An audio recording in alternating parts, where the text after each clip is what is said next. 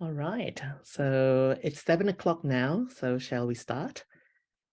Yeah, that sounds great. All right, thank you, Tina. And for those who don't know me, my name is Sinsin or Yulianta, but most people call me Sinsin in the Buddhist circle. So welcome to our weekly Wednesday night Dharma session at Metta Centre. I'll be helping out with moderating this session with Tina tonight. Before we start, let's acknowledge the traditional custodians of the land where I am currently speaking today is the Medical country. And I'd like to pay respect to our Aboriginal elders, past, present, and emerging, and of other communities who may be present tonight. So once again, Venerable Jetsunma Tenzin Palmo, thank you so much for being here today. When I sent the email to you, I didn't really expect you to say yes, knowing that you have retired from formal teaching. So I must admit that I was slightly over the moon when I heard that you had accepted our invitation. So thank you once again. Just briefly about, I will just introduce you very briefly, and you can read the long version on the website. But Venerable Jetsunma Tenzin Palmo ordained in 1964 when she was only 21 years old and became one of the first Westerners to be ordained as a Tibetan Buddhist monastic. In 1976, Jetsunma sought seclusion, found a cave which became her residence for 12 years.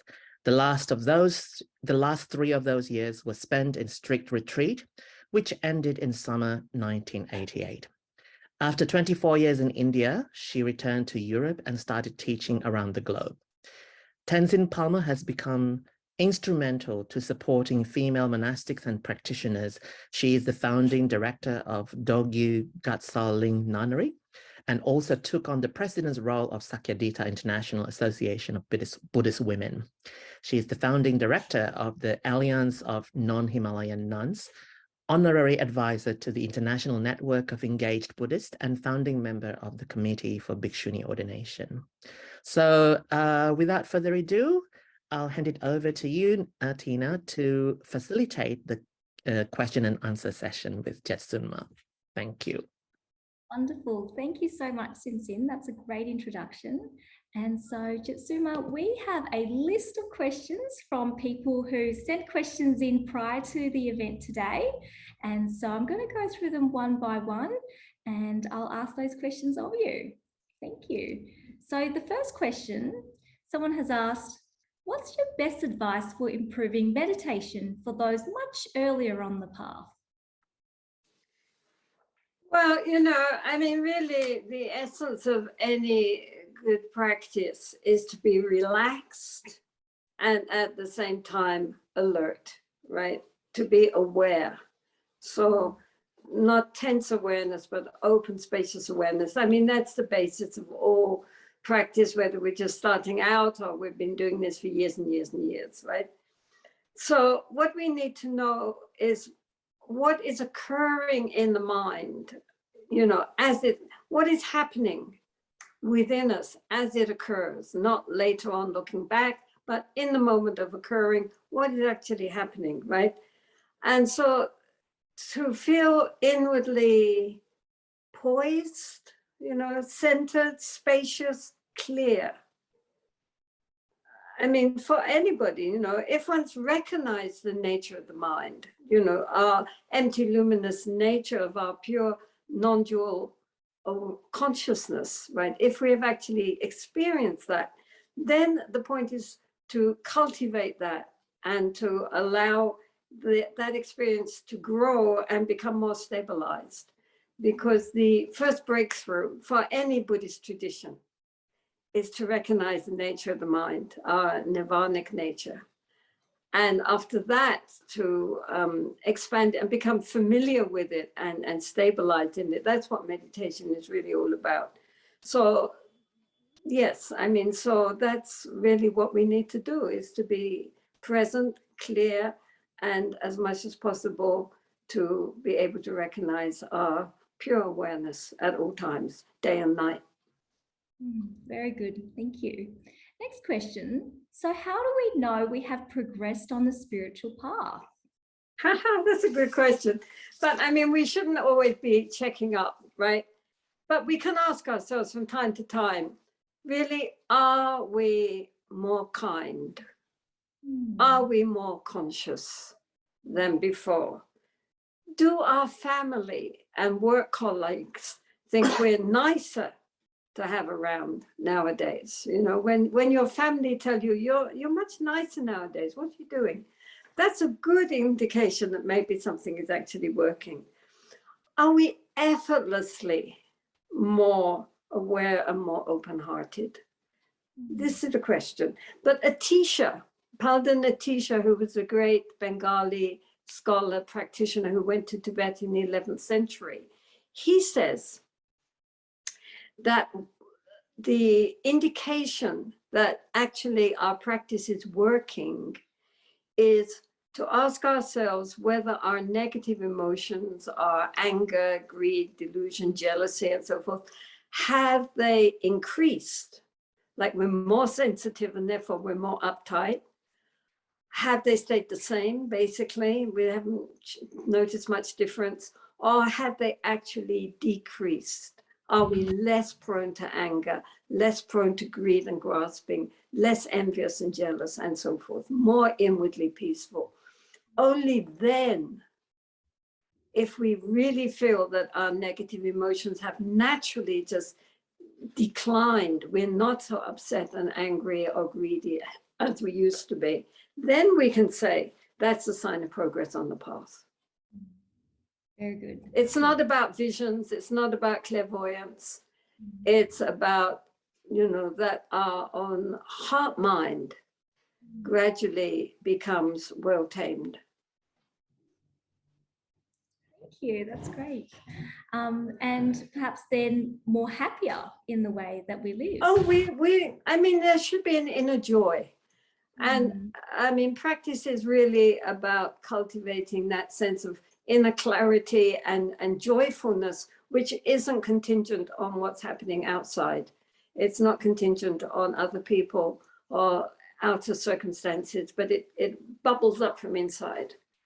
Beautiful. And the mind becomes then spacious and peaceful. And in that way, our negative emotions naturally decline. It's not that we're suppressing them. They're naturally things which troubled us in the beginning simply don't trouble us anymore. Yes. And then that is an indication that something inside is really transforming back to our true nature. It's very important to remember our true nature is completely perfect. And that, you know, it's not that we're trying to acquire something from outside that we don't have. What we're trying to do is dig down and discover what we do have and what we always have, because it's our true nature. I mean, I think it's very good news in Buddhism that our true nature is completely okay, but we just don't recognize that. Yeah, very good. Thank you. And that's related to the next question. And are you happy and content now? Can you see evolution in your state of mind over the time since you committed to being a Buddhist? Well, you know, I don't know. It's very difficult to really tell. I mean, my feeling is that when other people come to me for advice about all their problems, I think, well, at least that problem I don't have. So, you know, I guess it's sort of okay. Anyway, we're all still traveling on the path. You know, I don't think that there's a sign where, you know, a board that says, okay, you have arrived now, this is your destination, right? You know, we're still walking along. Yes. Thank you. Next question. What would be your most straightforward advice on achieving everyday happiness and contentment in contemporary lifestyles? For example, juggling work, long hours, stress, family life, social pressures, external factors, financial changes, walls, physical health, etc. Sounds like samsara, doesn't it? Questions. Well, you know, I think that we need to bring some loving awareness into our life as much as we can, right? To illuminate it, to bring up some light in all the darkness and all the fog in which, you know, one lives so much in one's life.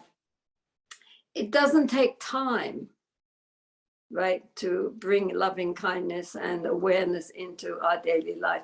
But what it does need is practice and application, right? It doesn't automatically just happen like that. We need to work on it, right? So I think also a short period at least of formal practice every day is very helpful.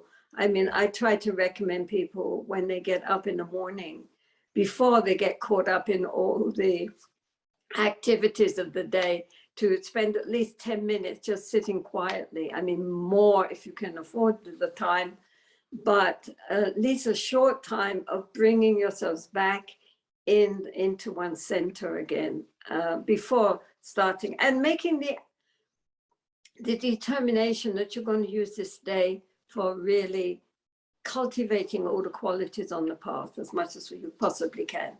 So we remember, we set our GPS for the day, right? I'm going to be more aware and more conscious and more kind, right? So then, you know, even during the day, if we get hassled, we can bring our attention back to the breath. The breath is a great resource for practice, because as we know, we're always breathing and we're only breathing now. So, you know, when we get very frazzled or too much is happening, just quietly, without anyone knowing, noticing, here, sit in, you know, just bring the awareness back, breathing in, breathing out, breathing in. It just naturally brings the mind back into its own state of inner presence, its own state of inner poise. Then also we can use our life to cultivate many of the qualities needed on the path. It's not just about meditation in a formal setting. We have to learn to be more kind, more generous, more patient. And, you know, all these qualities of the heart, we need other people. And especially with patience and forbearance, we need difficult people. Because if people are not difficult, we can't practice being patient with them. So therefore, we can appreciate that there are teachers on the path, right? They're helping us to cultivate very important quality. So, you know, we can use our relationships and our daily life as a continuing practice. It's not just when we're sitting in formal practice, but the whole day becomes our Dharma arena in which we can perform as best we can, right? So again, when we're stressed, we should bring our attention back to the breathing in and breathing out, but also to remember this is samsara. And in samsara, there has always been poverty, wars, I don't know, I mean, everything. It's, you know, sickness, loss, death, impermanence. It was always there. It is there now. It will be so in the future too. I mean, and so we have to take all of that onto the path, right? Not expect that suddenly, we shouldn't strive to make samsara too comfortable. It's not about making samsara comfortable, right? But it's about using samsara to really transcend our samsaric mind and understand the true nature of reality, which we don't understand normally. So in addition, we are, of course, all the heirs to our own karma.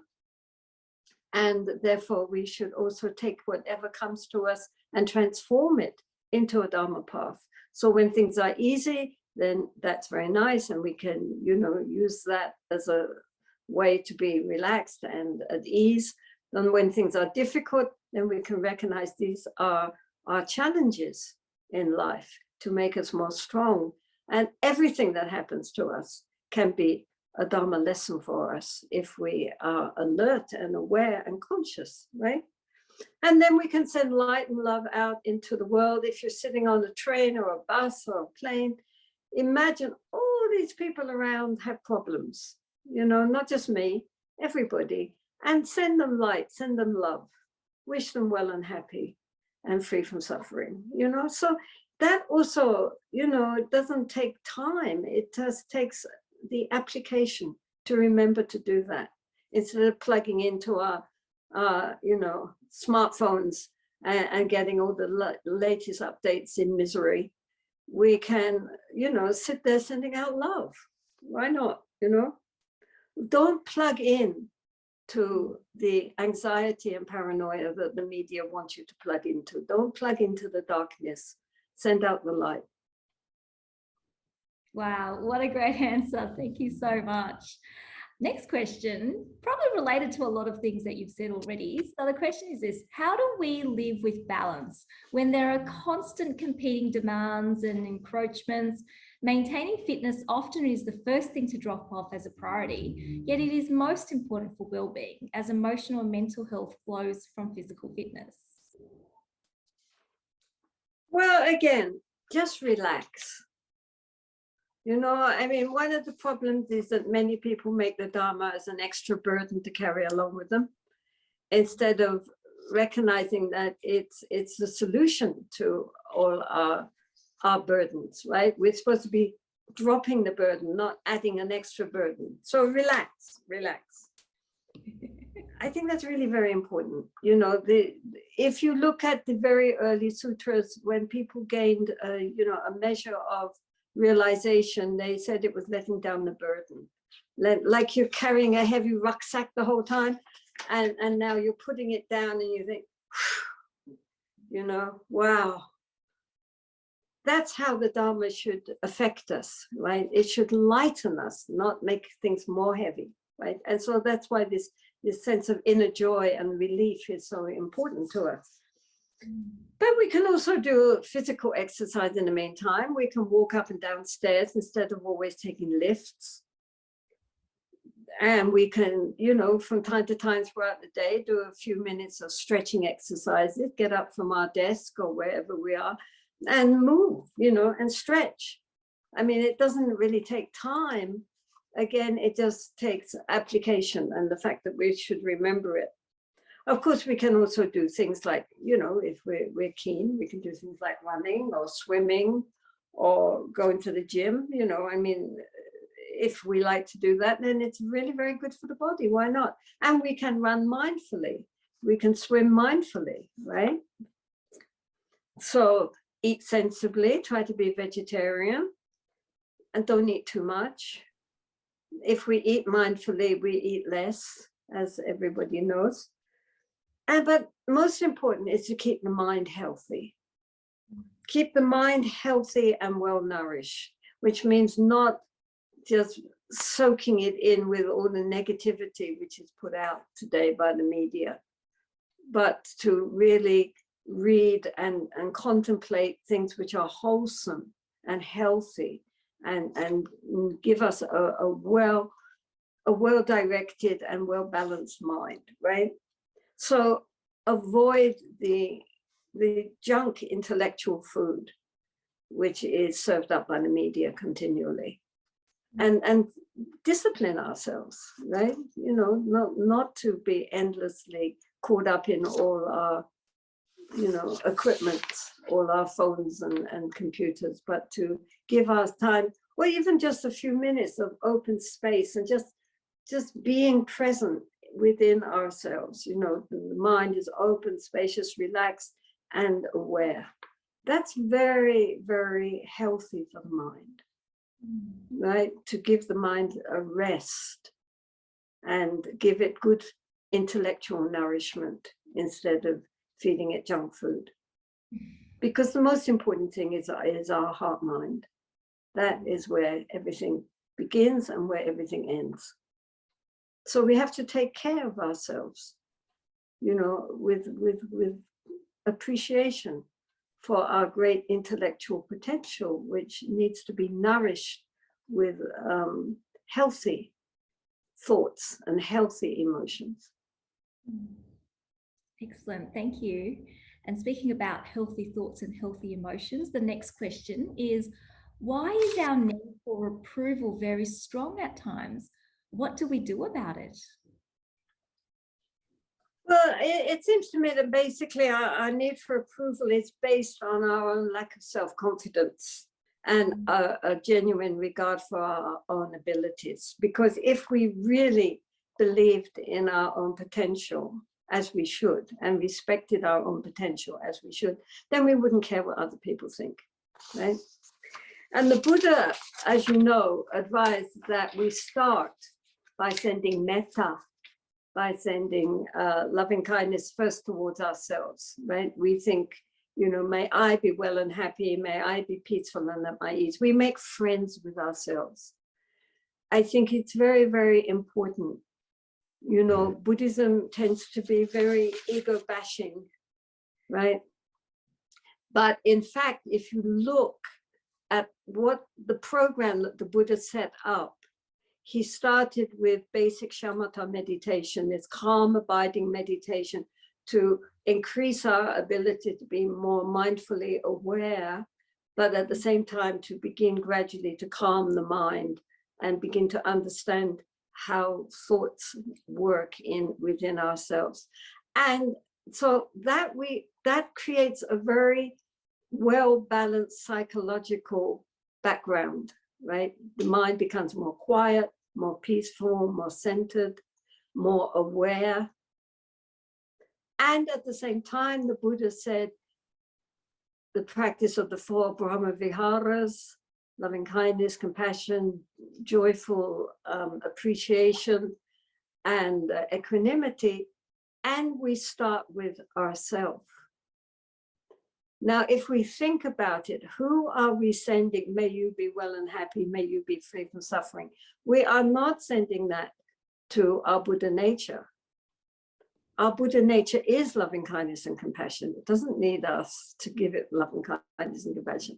Who are we saying, be well and happy? Who are we befriending? The ego, our sense of self, to make a healthy, well-balanced sense of self, which will then be confident enough to walk the path to the realization of non-self, right?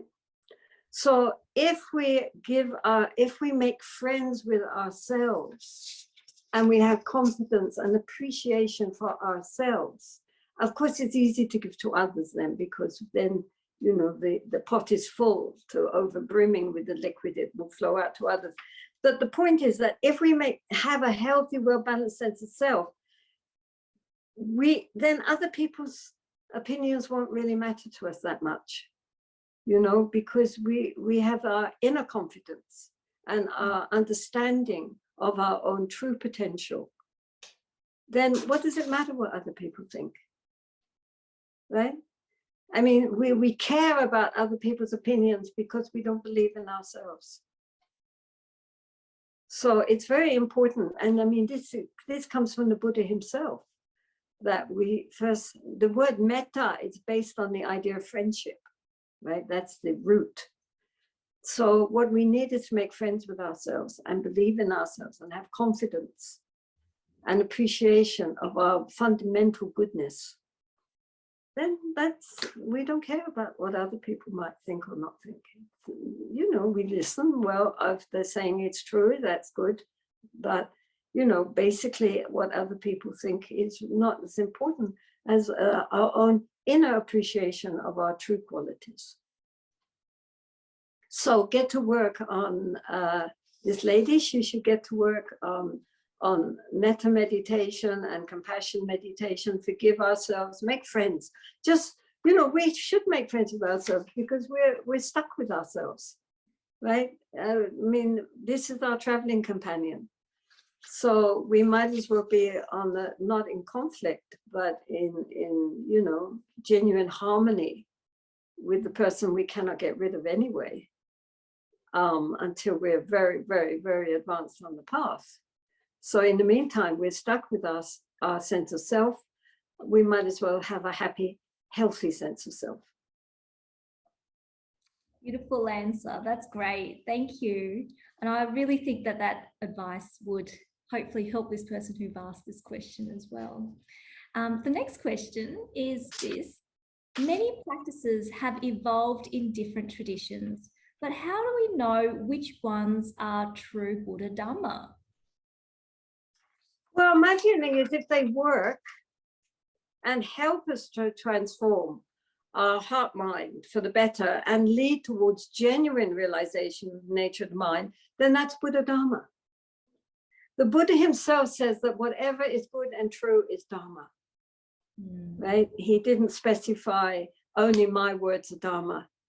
I mean, he just said anything which is good and true, that is Dharma.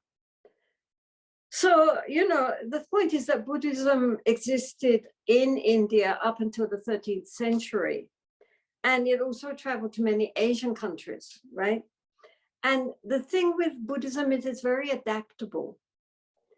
When it goes to another country, it absorbs the culture of that country and makes itself kind of amenable and suitable for the various people in those different countries. Like when it went to China, it became very Chinese. When it went to Tibet, it became very Tibetan, and Thailand, Sri Lanka, wherever it went, it picked up the culture of those people and adapted itself very nicely.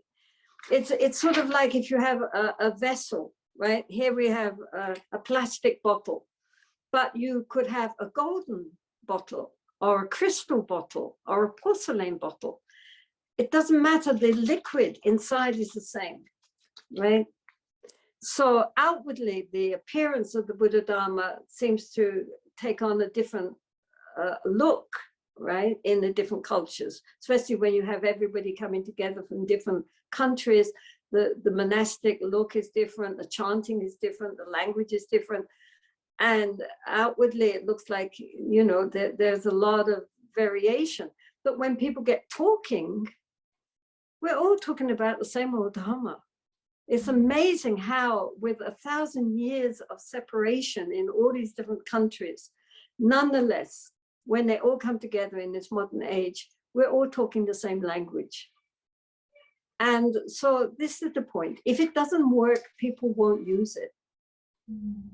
I mean, I think the people are not stupid. And if there's a method taught which doesn't really produce the goods, then it will be discarded along the way. People won't use it. So that's why I think, you know, I mean, who knows what the Dharma would sound like if the Buddha had been Chinese or Thai or Russian or anything, you know, it would have taken, he would have spoken in the kind of cultural language of the place he was in. I mean, the Dharma sounds the way it does because the Buddha happened to be Indian, right? And so he was reflecting his own Indian nationality, and then that got adjusted for the different countries. But the core way of thinking is very Indian, actually. So the point is, it doesn't really matter. The important thing is if you find a method that really helps you to transform inwardly, then that's a good method. And don't worry about where exactly, you know, if the Buddha actually said that, because nobody actually knows what the Buddha said. Seeing nothing was written down for about 300 or 400 years. And meantime had to be memorized by, you know, generations of monks. And who knows what they really memorized or what they left out or what inadvertently got changed. So we don't really know exactly what the Buddha taught, but if it is helpful and really, you know, helps us to transform our heart mind, then we can say that is Buddha Vachana. That's the word of the Buddha. Very good. Thank you. Thank you so much. Next question. How do we deal with difficult and controlling people in the workplace?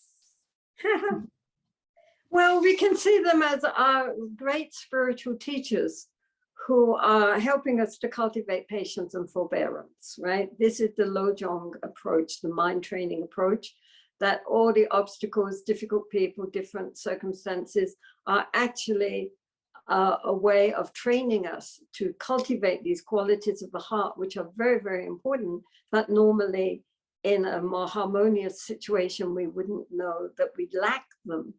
You know, if you're with people who are very amenable, you think you're a nice, patient, good-hearted person. It's only when you deal with people who are very difficult that we recognize all the resistance in us. And so, you know, I think that this is really a very important point. I mean, I sometimes say it's like going to a gymnasium, you know, with flabby muscles. You have to get up on those machines and work out. You know, you have to have a good old workout, and it's very difficult while you're doing it. But then later you feel great because, you know, your muscles are becoming toned. And likewise, difficult situations, difficult people are also how to become more open and tolerant, right?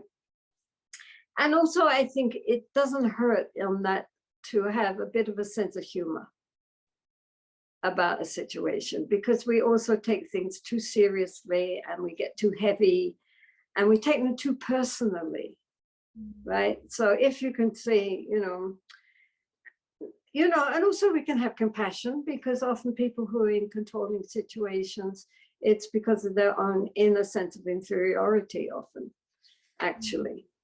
Which is the reverse of how we think of it. But anyway, you wouldn't want to be like them, so you should be glad you're not. And in that way, you can feel compassion, right? I mean, imagine having their mind. Whoa. But then, you know, also, of course, you know, we can make a stand where it's necessary, right? I mean, if there is some real, you know, something happening which is really not right, then we can stand up for ourselves. It doesn't mean we have to be, you know, pushovers. But even then, it should be from an attitude of understanding and patience and peace, and not from, you know, conflict and anger and frustration, because that just creates more anger and conflict and frustration on both sides, and it just goes round and round and round.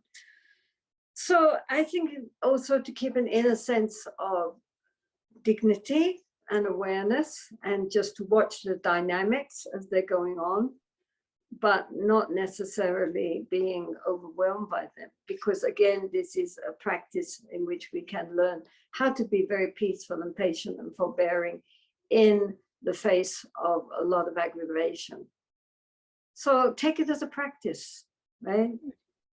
And, you know, all our obstacles are opportunities, if we only see them as opportunities. Rather, if we say obstacle, it's an obstacle. If we say opportunity, it's an opportunity.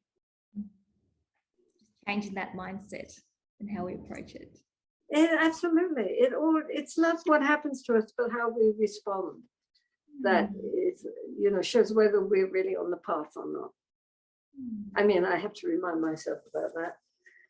Because it's really true, you know, and you can see it in yourself, you know, how skillfully or unskillfully we are naturally responding to circumstances. And everybody falls down, you know, but it's all right. You fall down, you stand up again, right? That's the point. We're not perfect, but we're doing our best. We're training, right? We're all in training. Buddhists talk a lot about practice. And that's it, you know, you practice and practice and practice and practice. I mean, they say practice makes perfect, but, you know, in the meantime, we're all just practicing, isn't it?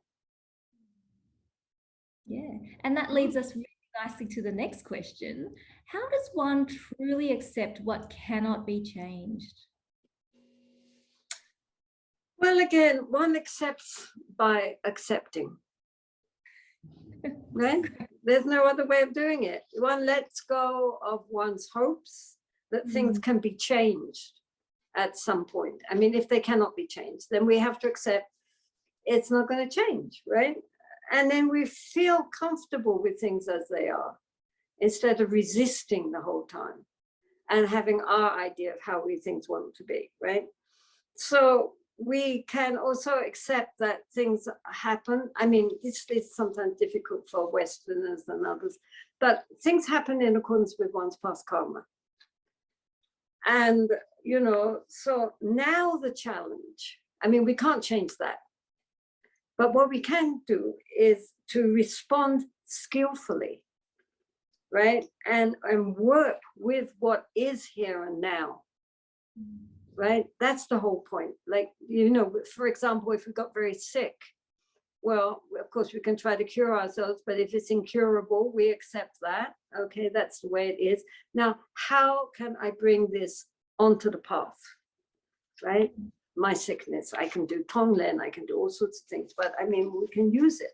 I can become very sad and despairing and feeling self-pity and miserable, or I can say, okay, now I'm going to think of all these people in the world who have even worse sicknesses than me, and I'm going to cultivate compassion and so forth, you know, and recognize it's also eating up one's bad past karma or whatever you want to think. But the point is to make it a positive response instead of a negative response.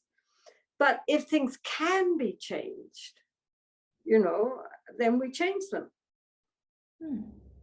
But if they can't, then we just relax and accept it, okay?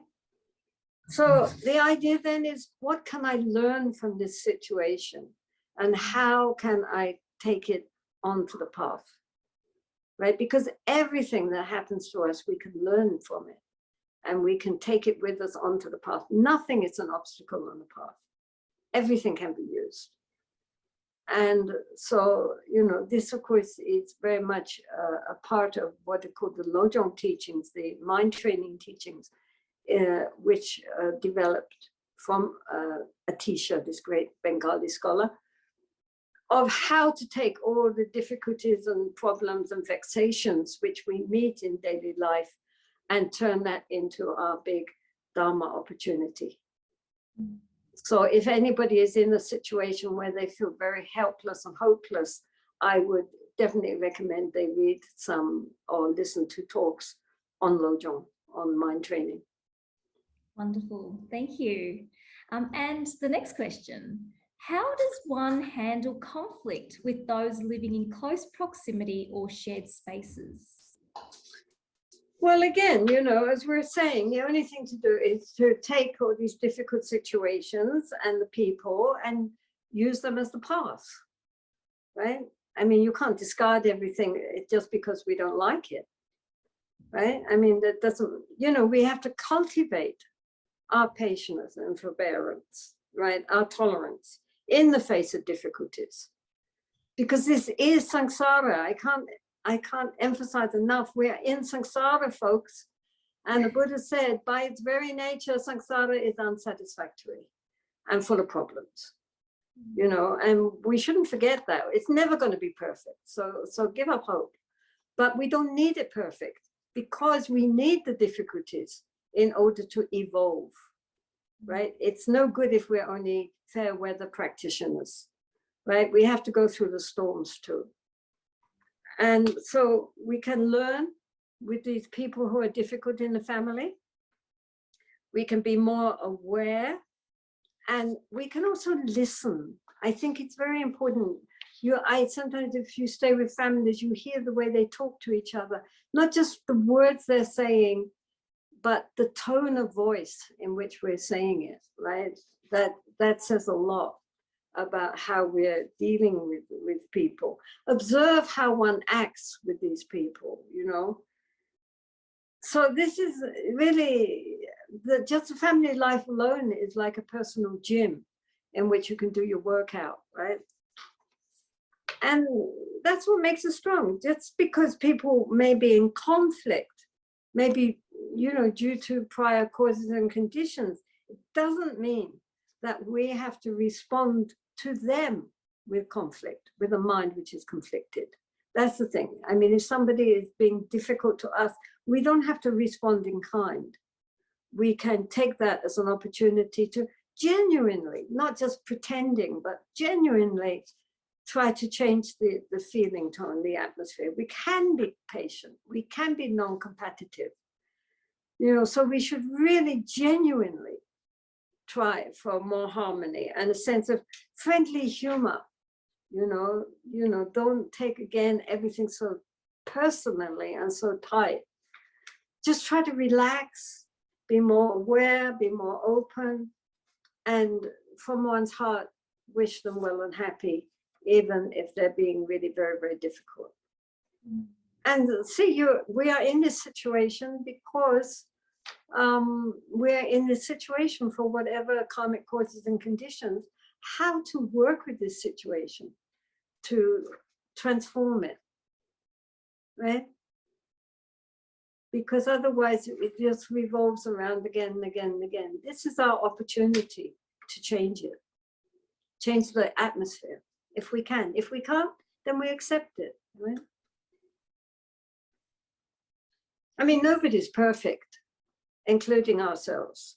So we have to learn how to deal with difficult people and recognize that this is our opportunity to develop this very important paramita. This is one of the perfections needed for Buddhahood, is the perfection of patience or forbearance.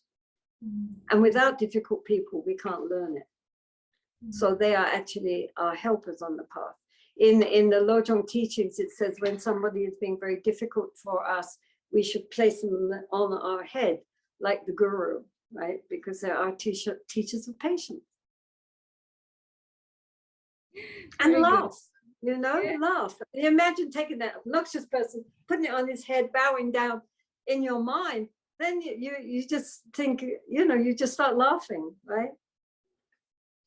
And laughter is, I always say laughter should be the seventh paramita, because really we need to have a sense of humor about life. Otherwise it all becomes too serious, too heavy, too tight. And it shouldn't be. It should be light and joyous and relaxed. But that is in our mind. We have to cultivate that.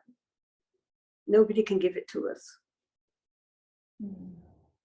Very good, thank you. And the next question is again about our relations with other people and ourselves. So the question is, how do we know we have done enough for ourselves or many versus, oh, sorry, I should say, how do we know we have done enough for others / many versus ourselves? Well, on one level, we can never do enough for others or ourselves, you know, when it's enough. But we can strike a balance, right? Like breathing in, breathing out, and we can set reasonable boundaries. That's perfectly permissible. Because otherwise, if we don't set boundaries, then we overstretch and we end up fatigued and burned out and even maybe resentful. So that's not a good thing. So be sensible. And just feel what works best without feeling guilty about not doing enough, right? It's like, you know, running a marathon. You have to pace yourself, right? Otherwise you just collapse and then, you know, you're never going to reach the goal. So we have to balance giving to ourselves and giving to others so that it's, as I say, like breathing in and then breathing out. And then you keep going, right? Breathing in, breathing out, breathing in, breathing out. Keep breathing, that's good. Breathing, I mean, you know, and we know if we stop breathing out or if we stop breathing in, we'll asphyxiate, you know. You have to have a balance between the two. So we have to have a balance between taking care of ourselves and also giving out to benefit others, but within reason. Because if we overextend, then we just burn out, and that doesn't help anybody. Great advice, very wise. Thank you. Now, the next question is then, how does one navigate life alone? How does one cope with loneliness? Well, I mean, personally, I don't think there's anything wrong with being alone. And I've always thought if I was sent to prison, I'd have to attack one of the guards so that they'd put me in solitary confinement. But anyway, in the meantime, you know, make friends with yourself. Because if we make friends with ourselves, we find a really very loyal and faithful companion you know, who usually also only wants the things we like. So, you know, that's a nice companion to have, right? If we make friends with ourselves, as the Buddha recommended, right? Get a pet. You know, get a dog or a cat, and they will be a friend for you. You know, they're very loving, they're very loyal, very trustworthy. Being alone doesn't mean we have to feel lonely. And it was very interesting during the lockdown, the difference in response that people had. Of course, some people were very difficult because they were trapped in a very small space with too many people. But for many people who were by themselves during that time, some of them were so happy to be by themselves. They had the opportunity to do reading, they had the opportunity to do practice, they had the opportunity to carry on with their hobbies. And, you know, of course, now many teachings on YouTube and so forth. So they were very, very happy to have the space in which to be alone and to cultivate the interests which they really cared about. And other people felt devastatedly lonely. And because they didn't have any real inner life, it seems to me, that's the problem. That they don't have, it all depends on social interconnections. And if society is taken away, they don't have any inner resources. So maybe we should build up some inner resources, you know? And sometimes one feels more lonely in a crowd than when one is actually by oneself. So I would say, you know, take up some interest, take up an interesting hobby, do more practice, you know, study more, read books, whatever you feel, you know. You can find people who are you know, if you have interests, you can find other people who share your interests, and that way you can develop friendships. I think it's very important, if people are actually listening to this program, that we use the solitary life for developing our spiritual practice. You know, this is, some people would give anything for the opportunity to do solitary retreats, you know? So come on, rejoice. Join a Sangha. Join, you know, people who have similar interests and spiritual aspirations. You know, there's many things to do, but above all, make friends with yourself. Because if we make friends with ourselves, then we have a good companion who is not going to let us down. Right? We can trust them because they're never going to leave us. What a great message. Thank you. Now, the next question is Bodhisattva path versus Arahant path. Does it matter? Oh, yes. Yes, it does matter very much. Because although the practice may be the same, the actual meditations and practices, sorry. That's okay, commercial break.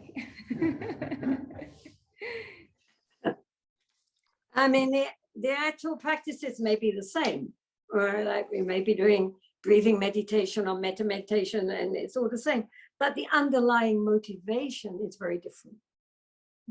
That's the point. The aim of individual liberation from the wheel of samsara, which is the Arahant ideal, versus practicing for the sake of others and returning again and again in all our future lives until all beings are liberated, which is, of course, the aspiration of bodhicitta, of the enlightened aspiration. So bodhicitta is the key element which transforms our motivation and makes it universal, transcending time and space. Until all beings are liberated, well, that's an awfully long time. But it's a very different shift in why we are practicing. Of course, we are practicing to liberate ourselves. But why do we want to liberate ourselves?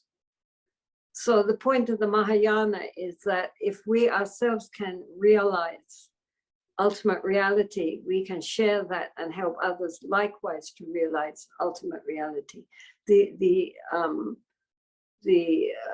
traditional example is like if we're all in a swamp, we're all drowning in the swamp, and then through making efforts we manage to get onto dry land. Then what do?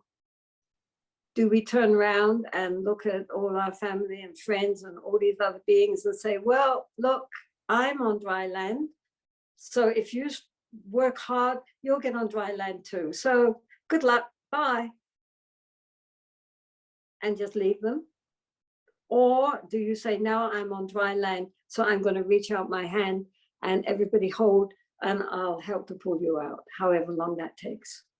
So it's a difference in the very fundamental quality of why we are practicing. Are we in the Mahayana, in Tibetan tradition, when you sit down to do a practice, or like if you're doing prostrations, etc., you visualize all other beings doing it along with you, right? I mean, like if you're doing prostrations, you visualize your parents and your family and your enemies in front, and then all the beings, and not just human beings, but also animals, insects, birds.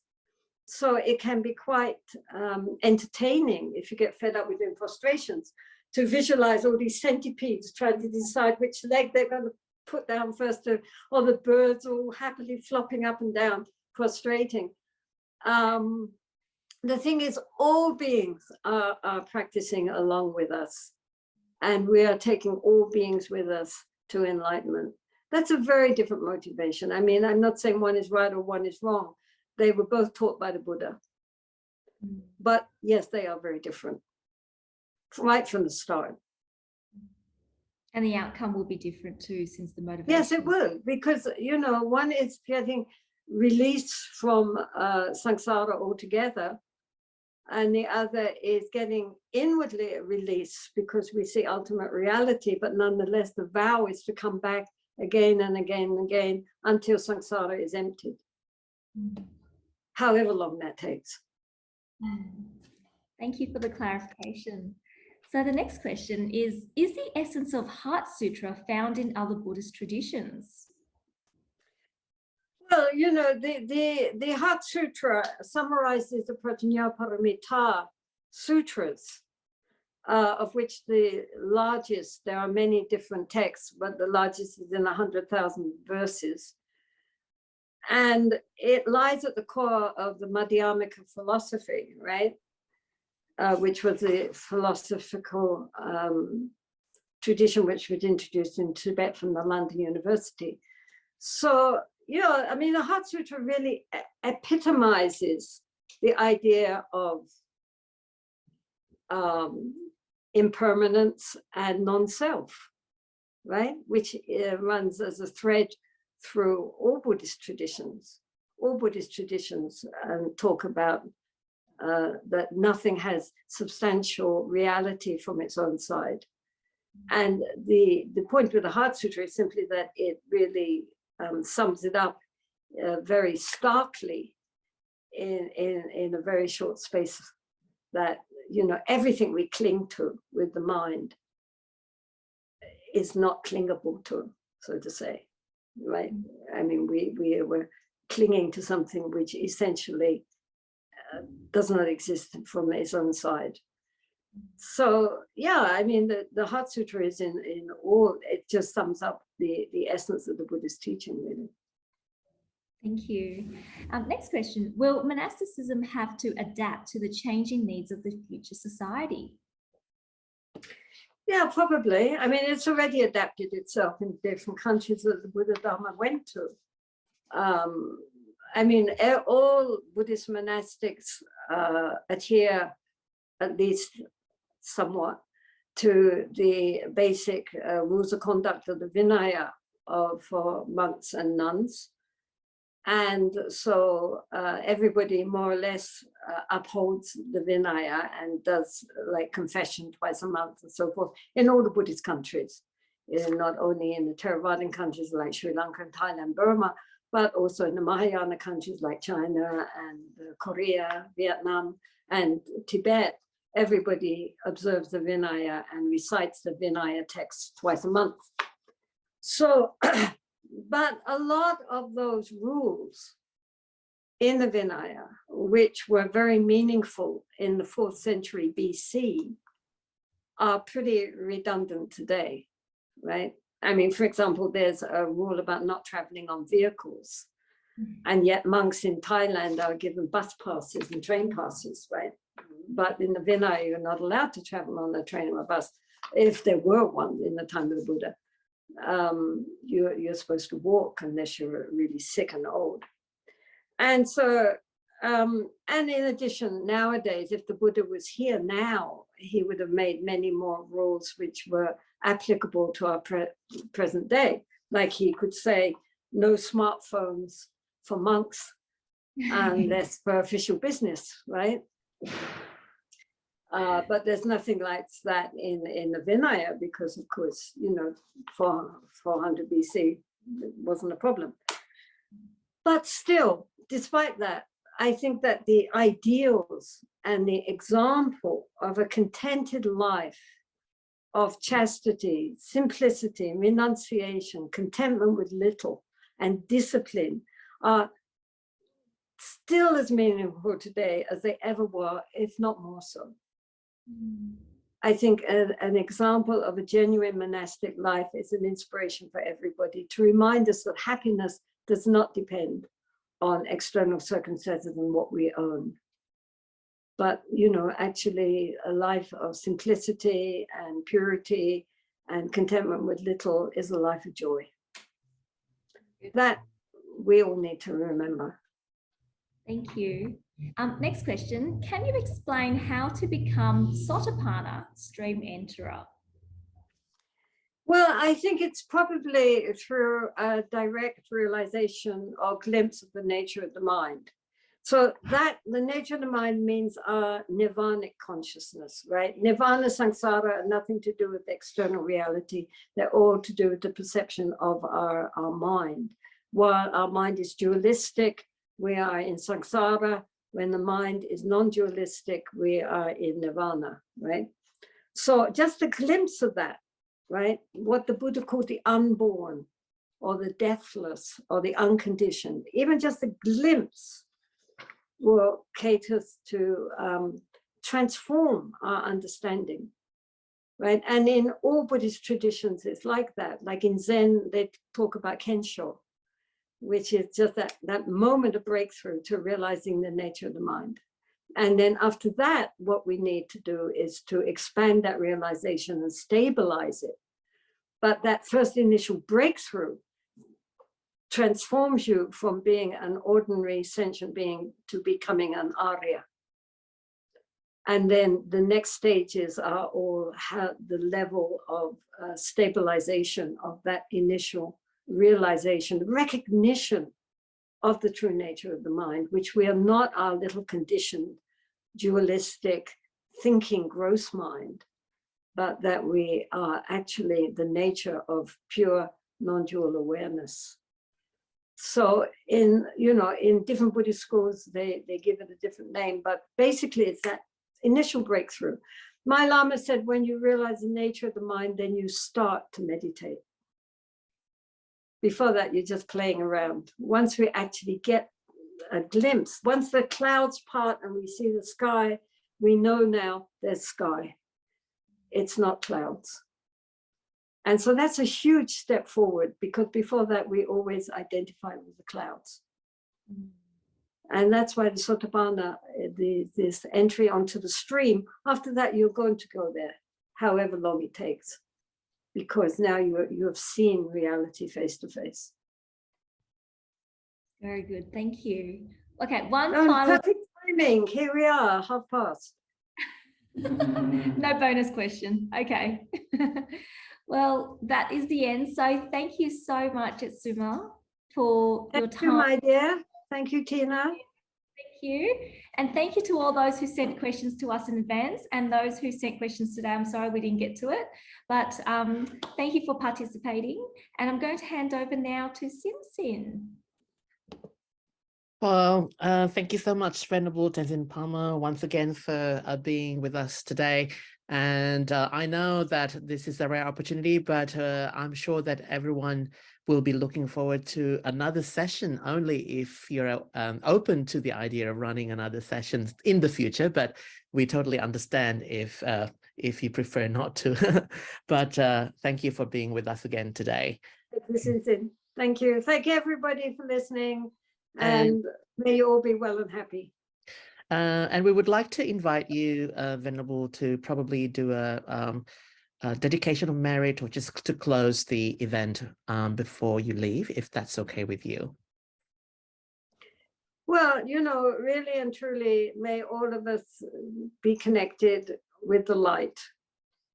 And may that light spread out from our own hearts and the hearts of all others to encircle this world, which at this point is in a lot of darkness.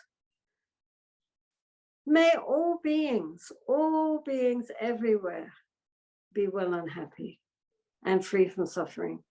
And may they genuinely gain an understanding of the true nature of their own being, and the same of all beings that they meet with. We have to remember, we all do have Buddha nature. It's just waiting for us to see it. So really the dedication of the Dharma is for us all to wake up from our sleep, from our deep sleep of delusion, to realize the beauty in the world at this very moment, if only we could really deeply appreciate what we already have. So thank you. Thank you for inviting me. And really, truly, I wish you and your center great success in spreading, you know, truth and beauty in the world, which is just exactly what the world needs. Thank you, thank you, thank you.